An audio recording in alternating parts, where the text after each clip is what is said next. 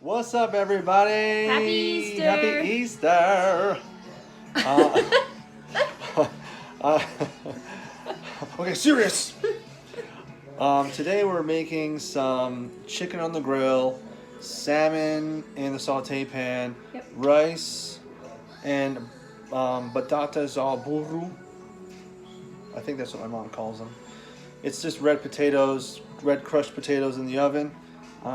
What else? Oh, chorizo. Chorizo, Portuguese chorizo flambé. Show you that later. And I think that's it. I don't really rice. know. I'm just I'm gonna do some string beans, steamed string beans. I'm just marinating. That's what I'm doing. She's just hanging out, marinating. She's doing the salmon right now. And the chicken. And the chicken's marinating right now too. Yeah. Check that out. Oh, sorry. All right. Now, can we flip this around? No, we can't. And I'm doing the rice right now. Yummy. So. That's what we got cooking right now. Good looking. All right, stay tuned. All right, so we're going to grab some olive oil, throw it on the salmon vigorously. I said vigorously. All right, now it's going to coat the salmon. All right, that's good. Now just actually put that on the plate. Yeah, so put that on the plate. Get it all marinated. And just use your I don't know if hand. these will fit. You can put it on top, it's alright. Just kind of make sure that the olive oil goes all over everything. Just kind of mix them around, yeah. So while you're doing that, I'm going to talk about the next plate, which will be breadcrumbs. Italian breadcrumbs. And believe it or not, Montreal steak seasoning. Now this is the famous family recipe here. This is the salmon that everyone that comes over and they have some, they always ask about it later. It's breadcrumbs and Montreal steak seasoning. Now, it's very, very imperative that you get the ratio right. Because if you don't, this stuff here is very salty and very strong. So when you put it on fish like this, it can easily overpower. So stay tuned. Farm fresh. Well, this is obviously farm salmon because it's orange. They feed the salmon beta carotene to make them orange. It's not obvious to people who don't cook. Well, it's obvious to me, and I'm telling the people. It's not obvious to me because I don't cook. Yeah, but like you're cooking now. Look at you, good looking. Anyway, the bright orange fish usually is farmed because it has they feed it beta carotene to give it this orange flavor. Also, if you look at charts. Like the charts, this has a little bit more fat in it, and it's half the nutrients of wild-caught salmon. So normally I like to get the wild-caught salmon, but in these crazy times,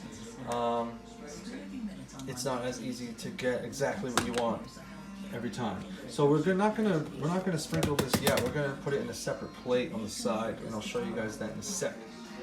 You come in a little bit closer. So you see, the first thing you do is put the breadcrumbs on the plate. Just kind of flatten them out a little bit.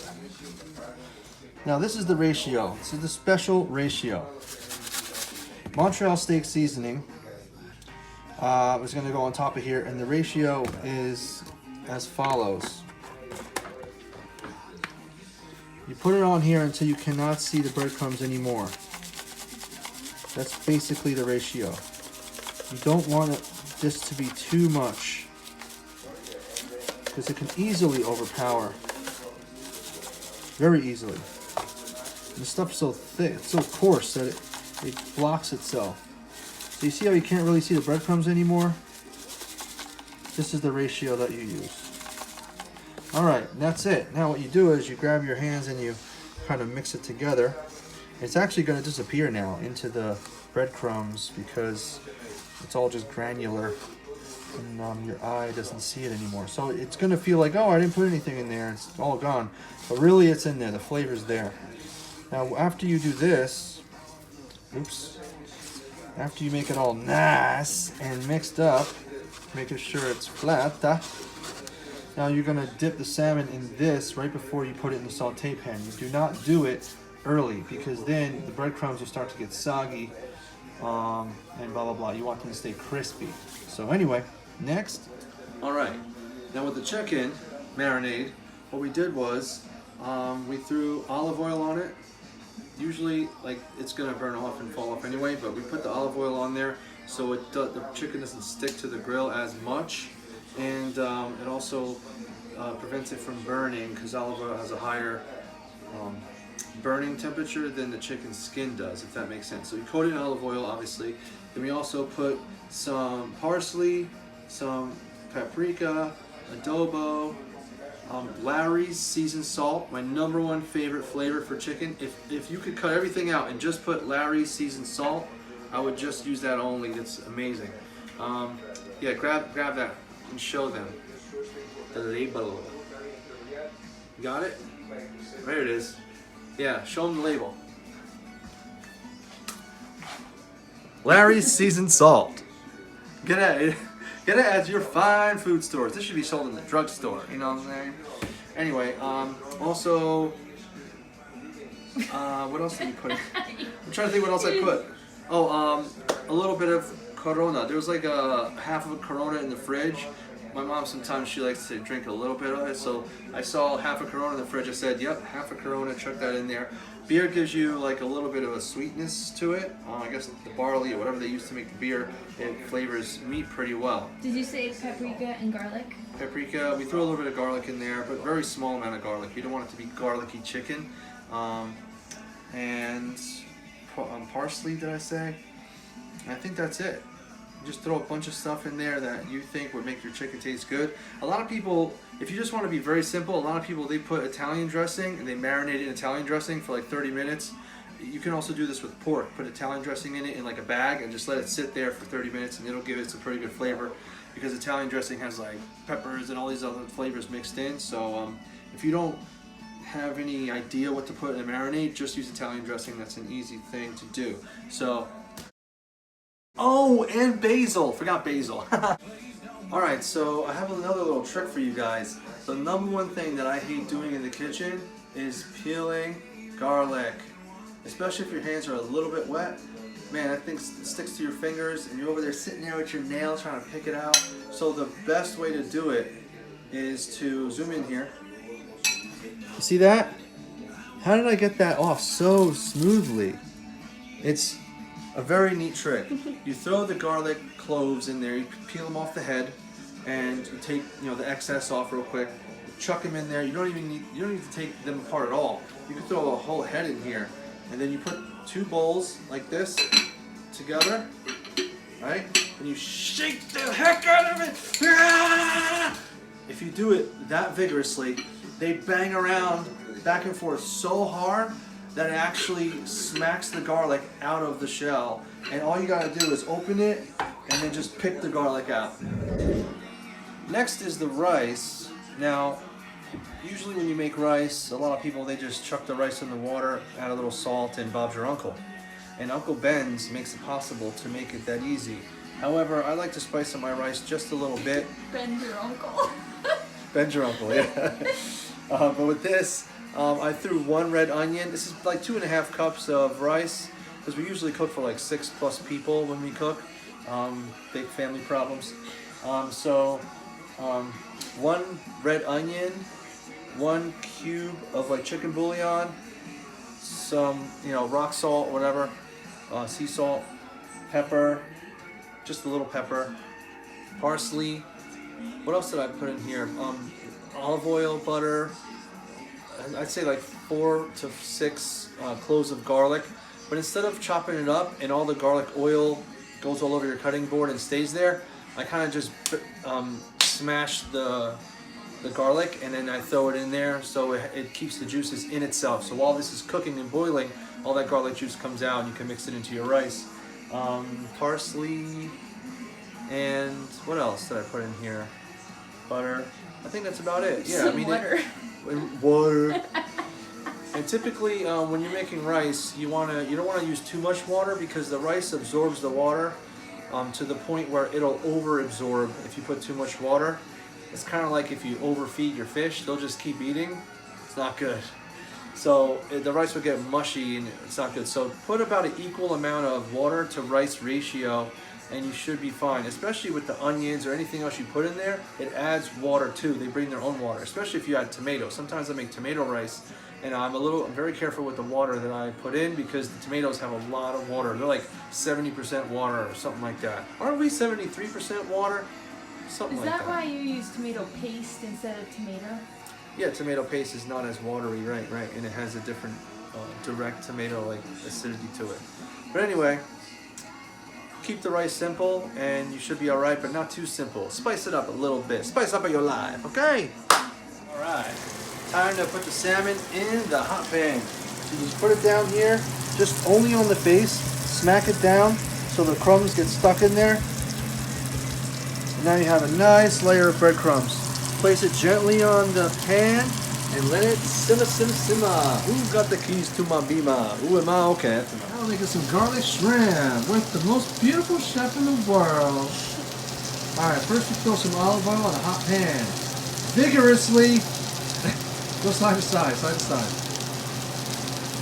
There you go. Yep. Like you're making a big salad. Salmon's looking pretty schmexy right now. Alright, that's good. Alright, now you move it around the pan. Just the whistle. Alright, throw those 2 bay leaves in there. 2 big ones that aren't broken, so they don't fall apart in there, because it's really annoying to eat a bay leaf. Very hard. Alright?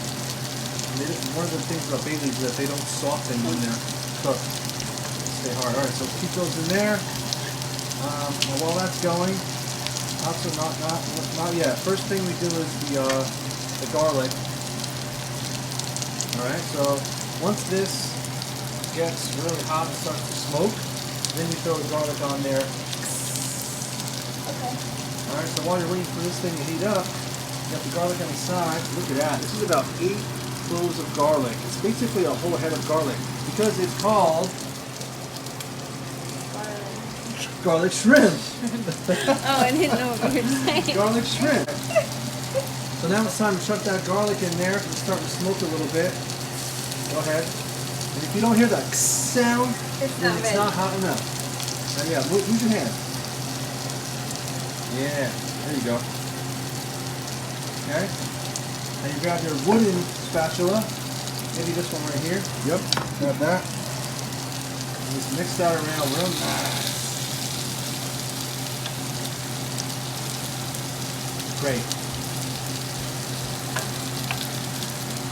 Can we wait till it gets a little brown or no? Yeah, you wait until the garlic starts to get a little life in it, a little suntan action. Yeah, once it gets a little suntan, then you start throwing in the other stuff like the cayenne pepper sauce and the Corona. Is it gonna be the whole Corona or? The whole Corona, yep. The salmon looks like it might be ready to flip. You want to put the salmon now? Now, you know when your salmon's ready to flip when you see this white fat start to come out of the sides of it. Or when it starts to become like not as dark. See over here? It's a darker color. See how it's like a little bit lighter there? That's when you know it's ready to flip. Now this one here we put last, so do that one. Actually do the other stage, not by there. You're gonna rip the leg off. Yeah, do it from there, by the body of it. Okay, go sweet. Actually, let me do it. You want to do it Very next. fragile. Yeah, hold the camera. Very fragile. And I'm not very delicate. Now, don't think I won't mess this up myself. Oh yeah. Oh, that is good. Yeah, that's gonna be crispy. Yeah. Speaking of ripping a leg off. Oh boy. Alright, so now this next, let me turn this one around. Look at his face. Oh yeah. Nice and crispy. Look at that. I want you to look at it. Wow. Now, I know you people in internet land are going to say, oh, that looks overcooked, Steve. Shut up. It's perfect. And it's delicious. All right, now back to this garlic. I mean the camera. See how you just mix it around, but you didn't mix it evenly? not all the garlic is browning and getting a suntan at the same time. Stop sabotaging my dinner. Alright, so now you put the hot sauce. And this you're going to put on vigorously. Yeah. Listen, keep going. Keep going. It's only going to sizzle a little bit. Alright, sit up. Yeah, but the flame back there. It's totally fine. It's not alcoholic. There's no alcohol in it. It's about to be. Probably. No, really, you said Corona's next. Oh, right, Corona's next. But don't put it in yet. Let that cook a little bit. Look at all that jazz. Well, check that. Check the, look at that. Yeah. Check to see if all those are good. You got it. Are those all cooked naturally, evenly? I don't know, I usually just steam fry in a bag. Okay, well, this is just okay, this is around. There you go. This is hot. Alright, now anyway, that's fine. Just close that now. Looks good. You can turn the flame on. Flame off. Alright, now chuck all that Corona in there, the entire thing. Look. Yeah, look at that. The whole thing. Now what we're doing here, we actually need a little bit of butter. I totally forgot about butter.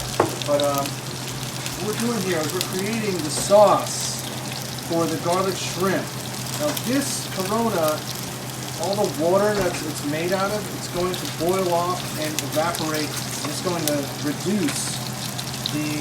Like that much? Maybe we should have put the butter with the garlic, but yeah, I'm over here like being a videographer. Like this? More than that. Yeah. Knock that off. More than that. More than this? Yeah. Yeah. Probably half of that knob there. Okay. I'm going to turn off the salmon because the salmon is pretty much crispy enough. Go ahead, mix that around. Now that's going to start to boil and the butter is going to just mix in with all that. Oh, it smells so good. Yeah, I wish you guys Smell could that? smell this through the phone. Oh yeah, it's going to be nice. The last thing you're going to do when you're serving it, actually you could probably put the lemon juice in now. Go ahead, put the lemon juice in now and let it all boil up. Just undo the cap a little and squeeze. Keep going. Keep going. I'm gonna tell you. Stop now. Alright, so now this is the sauce for the garlic shrimp. One thing you're missing, do you know what it is? The shrimp. Besides that, paprika. Grab some paprika. What? Paprika. There you go. Sprinkle that on there. Okay. Keep going until I tell you to stop. And that's good. Mix that around. Now it should be a nice red garlic shrimp sauce. Ooh! Oh my god, that scared me. Oh, my neck. Sometimes you get a little pop from the food that's cooking. Alright, I'm turning it off. The salmon is done. So while that's cooking, it's going to start to boil and bubble. Okay. At that point, when you put the shrimp in, you just let it absorb everything. But right now, you're going to see it looks like just watery. But after this starts to boil and evaporate, it will reduce and be nice. Now, after you've completely mutilated your salmon trying to get it out of the pan, because it's so soft, it just falls apart when you pick it up. When you're serving the salmon, only when you're serving it, sprinkle a little lemon juice on top. That will finish the flavor off to be exactly perfect. If you put lemon juice now, then it will make it too soggy, and when people put their fork through it, it won't have that nice snap from being sauteed in the pan. So this garlic shrimp sauce is coming together quite nicely. You see how the Corona, the water from the Corona is boiling off pretty nicely. And mix it around a little bit. There you go. Nice. Look at all that jazz. But it's still not reduced enough. It's still quite watery. So we're going to wait a little bit before we throw the shrimp in. The shrimp is very, very quick. By the way, folks, you want to put the shrimp in at the very, very, very end when you're about to serve all the food. Then you do the shrimp and serve it hot. Flip the chicken, and I got a little surprise coming soon. A little chorizo au flambé. Lovely. All right, we are pretty much ready for shrimp. Shrimp on.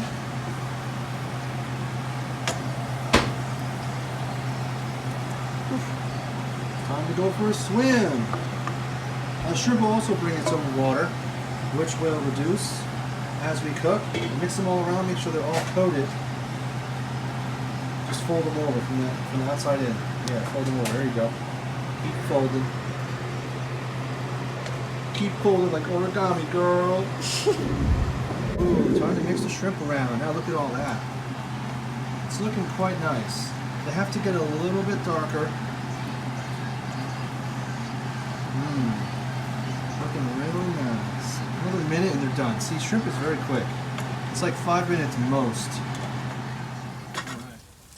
Okay, folks, every time you make chicken, beef, pork, whatever, you have to always make sure you use a thermometer. When it's near the end of the cooking time, you want to use a thermometer to make sure that your chicken is 165 degrees on the inside without being on the grill. So all by itself, off of the grill, it should be 165 or more on the inside.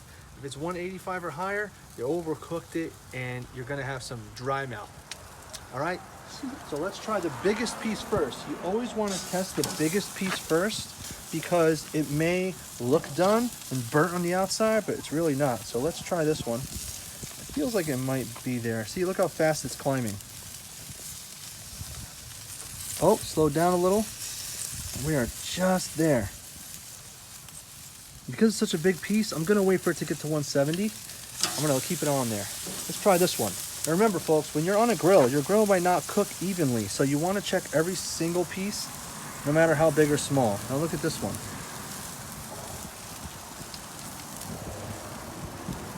Oops, a little foggy. But yeah, this is at 170, this one's done.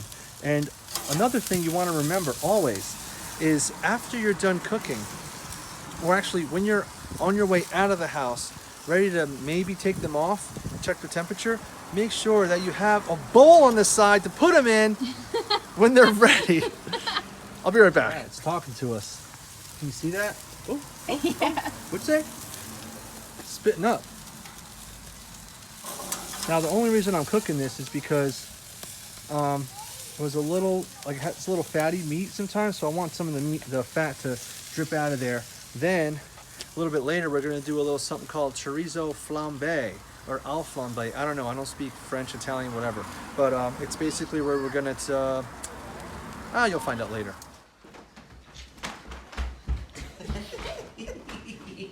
Happy birthday, Easter Bunny. Happy birthday, Easter Bunny.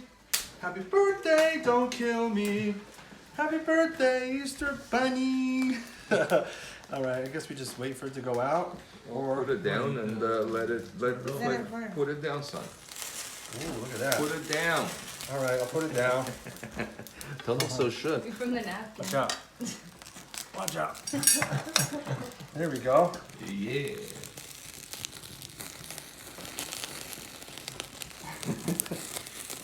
Don't stand, flip it. don't stand too close. Just don't drop it.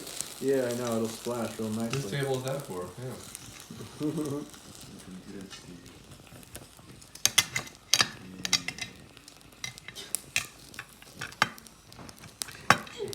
Look at this. Chorizo au flambé.